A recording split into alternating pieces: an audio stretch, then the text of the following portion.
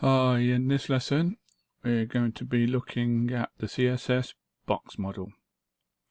In CSS we use the term box model when we're talking about design and layout. The model is essentially a box that wraps around every HTML element. The box model contains content, padding, borders and margins. We use the box model to add borders around HTML elements and define space between elements in the HTML document in the browser. So this box model is something you're going to be using a lot going forward. All the contents which we've obviously just stated, the margins, the borders, the padding, as you can see in this diagram, you'll be using the CSS properties for these quite a lot, because I know I have. So this is quite an important thing, but to remember at this stage that every HTML element has content, padding, border and margins.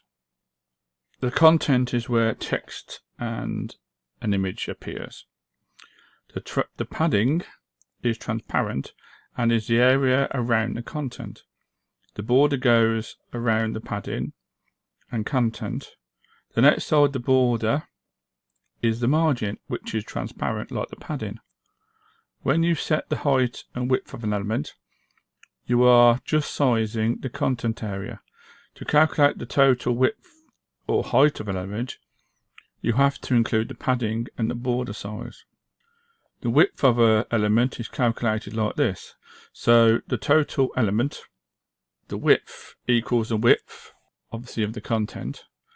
Then you've got the left padding, you've also got the left border, and you've also got to include the right padding and the right border. So the full width will contain the content, the padding and the border. And then the height of the element is calculated with the content, obviously the top padding, the top border, whatever these sizes are, and then you've got the bottom padding and the bottom border. So from whatever distance from here to here, that will be the size of your element. The margin property affects the space around the element and is not included in the size of the element.